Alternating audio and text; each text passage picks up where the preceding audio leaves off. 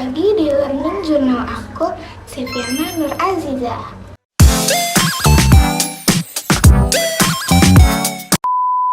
Yang mana di season pertama ini ya diperanin ya sama Laura Ayu sama siapa? Stefano. Nah,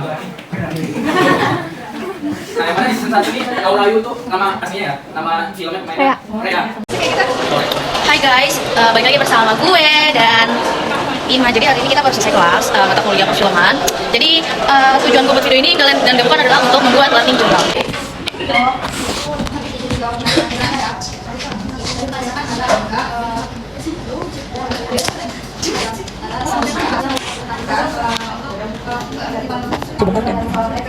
Efek stres nih. Gue bisa diarin, Pak.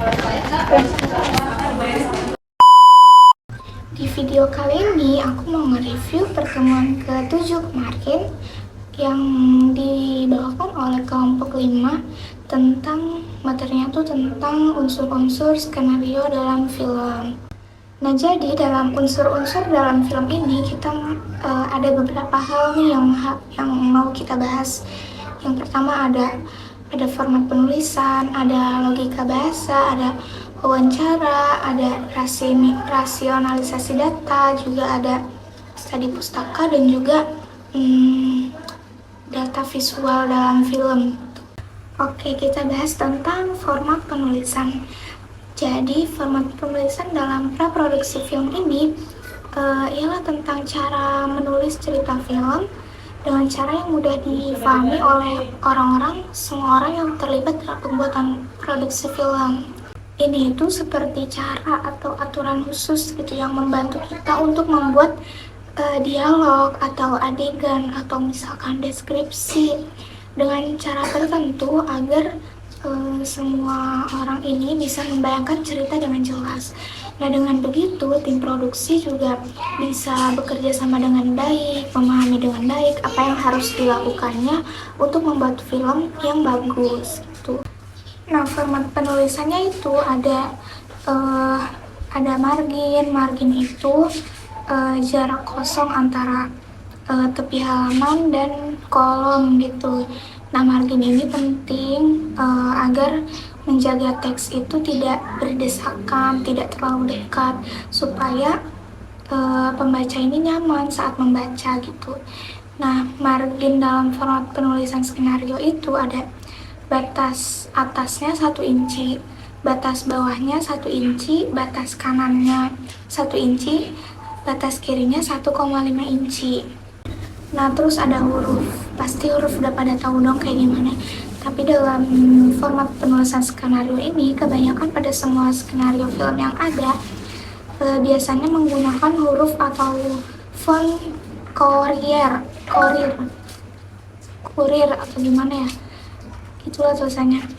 12 Courier, 12 PT. Boleh saja pakai font atau huruf yang lain untuk membuat film sendiri. Tapi kalau menulis skenario untuk produksi house atau TV, sebaiknya gunakan font yang sudah menjadi standar perfilman internasional, yaitu Courier 12 PT. Namun bisa saja sesuai keinginan penulisnya gitu. Jadi poinnya itu yang penting terbaca oleh pembaca gitu, dan juga pembaca itu nyaman untuk membacanya. Nah, selanjutnya ada halaman. Untuk FTV yang 70 menit bisa 60 sampai 65 halaman. Dan untuk film yang 90 menit bisa 70 sampai 80 halaman.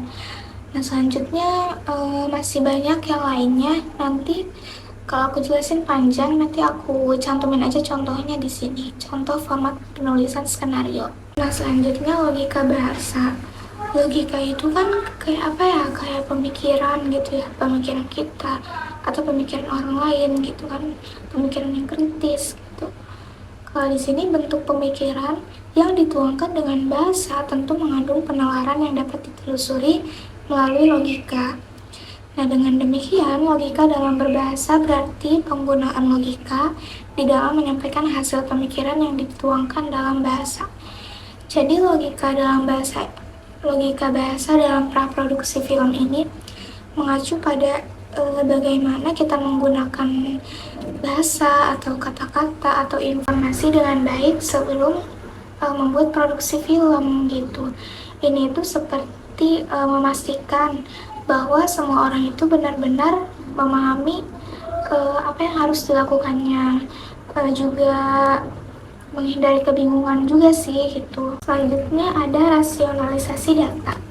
Rasionalisasi data dalam film dokumenter adalah proses menggabungkan, mengorganisasi, dan menyajikan informasi atau data yang kuat secara logis dan sistematis dalam film tersebut. Jadi, rasionalisasi data dalam praproduksi film ini mengacu pada proses penilaian juga analisis sebelum produksi film itu dimulai.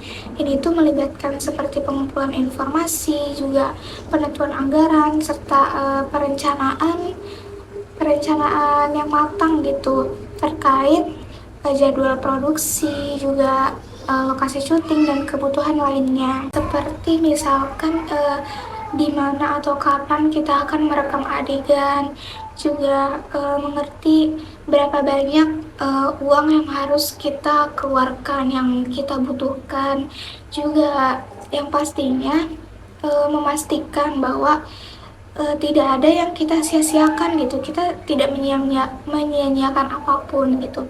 Hal ini juga kan bertujuan membantu supaya produksi film ini berjalan dengan baik tanpa mengalami masalah gitu. Nah, materi yang selanjutnya yaitu tentang wawancara. Wawancara dapat dikatakan sebagai percakapan antara dua orang atau lebih. Nah, di mana pewawancara ini mengajukan pertanyaan untuk memperoleh informasinya gitu. Nah, jadi wawancara ini seperti contohnya itu seperti kayak yang di berita-berita televisi itu, reporter mewawancarai saksi mata gitu pada peristiwa atau kejadian kebakaran misalnya, atau misalkan yang sedang booming-boomingnya sekarang peristiwa bunuh diri gitu. Jadi kayak reporter ini mewawancarai saksi mata untuk mendapatkan informasi yang lebih akurat gitu, untuk diberitahu kepada banyak orang gitu Kak. Nah, materi yang selanjutnya lagi ada studi pustaka. Studi pustaka adalah segala usaha yang dilakukan oleh peneliti untuk menghimpun informasi yang relevan dengan topik atau masalah yang akan atau sedang diteliti. Nah, jadi studi pustaka ini mengacu pada tentang cara kita belajar atau mengumpulkan informasi atau mengambil informasi sebanyak-banyaknya sebelum pembuatan film itu dimulai, sebelum memulai pembuatan film gitu. Jadi contohnya seperti kita membaca banyak buku, juga menonton film yang serupa. Misalkan contohnya kita mau membuat film komedi, kita juga harus menonton film komedi.